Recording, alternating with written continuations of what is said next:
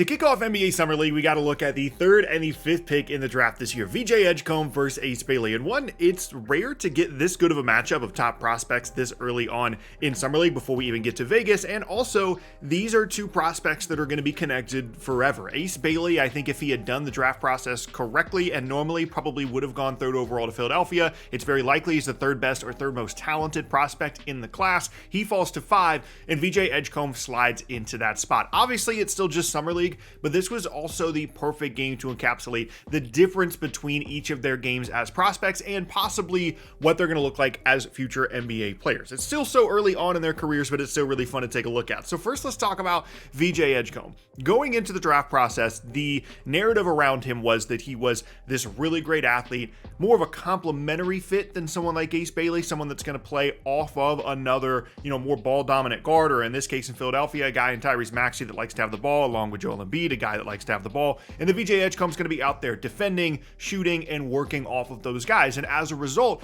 has a little bit more of a higher floor than someone like Ace Bailey that projects more as the focal point of an offense, superstar kind of player if he reaches his full potential, and a lot of people saw that as an ideal fit for Philadelphia. Once the Ace Bailey thing kind of fell apart, having that more complementary option in Philly with VJ Edgecombe made a lot of sense, and you saw a bunch of other things from VJ Edgecombe in college, a little bit more on the ball, a lot of attacking the rim, but overall the narrative for him as a prospect was a little bit more of a high floor rather than this crazy upside. But I think the comparison to Bailey specifically kind of warped the perception of VJ Edgecombe as a player, and it's been said publicly in a bunch of different places that he, as well as his camp, the people around him, do see him as an on-ball creator at the NBA level. They think it's something, one, that he can develop, and two, that he can showcase now. And in this game, he definitely showed us more of that. He was hitting some of these dribble pull-ups. He was getting to the rim. He was operating out of ball screens and pick and rolls. And obviously part of that is because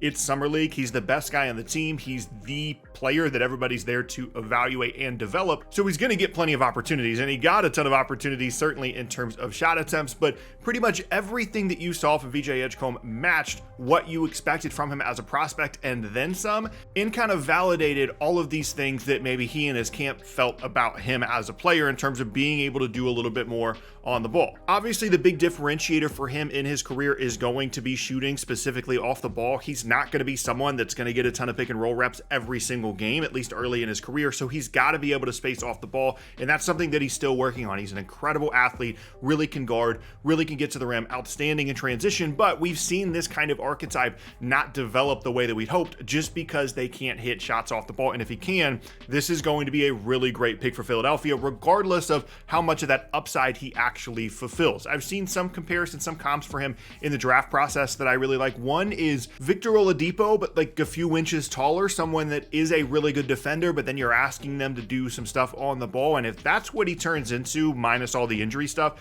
that is a pretty much perfect complementary fit alongside Tyrese Maxey and Joel Embiid as someone that can guard, but also can take some of that on-ball responsibility and score. And I think early on already, just in this game, VJ Edgecombe, although yes, it was a lot of shot attempts, and yes, it was still just Summer League, on the surface showed you a bunch of the things that made him the third overall pick in the first place. On the other hand, probably the most polarizing player, not probably, definitely the most polarizing player and prospect in the entire class was Ace Bailey. And I think this game was also perfectly representative of the kind of prospect that he was and maybe what some of the concerns are for him at the NBA level. Obviously, like I said in the beginning, caveat, these guys could go complete opposite directions. Summer League doesn't really have a whole lot to do with how well you do as an NBA player, but for Ace and VJ specifically, I just thought it was an interesting game because it was pretty much spot on for what you expected. Ace as a prospect was seen as a guy that can really shoot and can really score, but more so as a tough shot maker, not necessarily someone that's getting a ton of easy shots,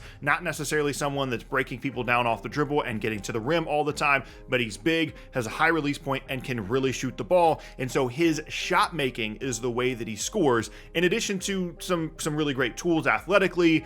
Defensively, there's some upside there if he really wants to commit to it, and you can just tell when he has the ball in his hands, there's this explosiveness and this dynamism that really excites you, and that's kind of where this narrative of being one of the most talented players in the class comes from, even if he wasn't one of the top 3 picks in the class. The problem for Ace, and I think we saw that a little bit in this game, is creating those shots rather than just making tough ones all the time. There are plenty of players in the NBA that are incredible tough shot makers, but also create easy ones. It's incredibly difficult to average 20 points a game at the NBA level if every single shot you take is difficult. If every single shot you take is a mid-range pull-up off of a post-up with a bigger defender on you, or trying to take off the dribble threes with a hand in your face. It's really difficult to score 20 points and be efficient at the NBA level with that kind of shot diet, and that was the concern for Ace Bailey, was a little bit of the kind of Jabari Smith offensive game. He has a little bit more of a handle than someone like Jabari did in college, but a lot of, I'm going to take these 18-footers over guys in college that are just not on my same level in terms of size, skill, and athleticism, and I'm going to make them over them because I'm a great tough shot maker, but there's not a lot else in my game. And I think you saw a little bit of that in this first game for Ace Bailey, where if he's not putting pressure on the rim, you're not feeling his presence a ton offensively. If he's missing shots, which in this game he was. If he's hitting, you're going to have some really explosive offensive games from Ace Bailey, but this exact kind of game and narrative around him is one of the reasons that my comp for him was a little bit more in the like Michael Porter Jr. kind of mold, where he's never really going to be someone that's going to get to the rim a ton, or that you're going to be giving a bunch of ball screen reps and pick and roll reps too, but he can really shoot the ball. And Michael Porter Jr., even though the contract and injuries and all these things kind of bring him down, he is one of the better shooters in the entire league when he's right, and I could see that kind of path for Ace Bailey. Now, it's not that he 100% won't reach star or superstar status at the NBA level, because there's a reason he was a top 5 pick in the draft, and he's still so young, and there's a ton of things he can still grow and develop. But if you're looking for, this is the reason why VJ Edgcombe went over Ace Bailey, outside of the weirdness of the draft process that Ace Bailey did to himself, this game is a pretty perfect encapsulation of the difference between them as players in terms of the way that VJ can impact the game and does impact the game. I think athletically, Ace could impact the game in all the ways that VJ does, except his handle isn't quite as good in terms of getting to the rim. But right now, VJ is just more willing and more able to do more stuff, especially if he's not hitting shots. Yes, he took a ton of shots, but there's just more that he can do on the floor than Ace Bailey can at this moment. Now, in 2 years, 3 years, maybe Ace Bailey figures out the handle, gets to the rim a bunch more, and all that tough shot making stuff is still there, but he also figures out how to create space and how to create easy ones for himself, and he improves as a passer. So at 2 years from now, in Utah, he's the main on-ball creator in Utah, and they've got this really nice core around him. That's absolutely possible. And it's also definitely possible that VJ Edgcombe is just like Quentin Grimes, basically, who's like a solid player, but doesn't necessarily provide the value of someone that you picked with the top 3 pick, because offensively they just never fully developed. They're not efficient enough offensively to focus on them, but they're just good enough that they're going to be out there 35 minutes a game and they can really guard, but there's not a whole lot else happening there. That is absolutely possible. But I just thought this particular Summer League game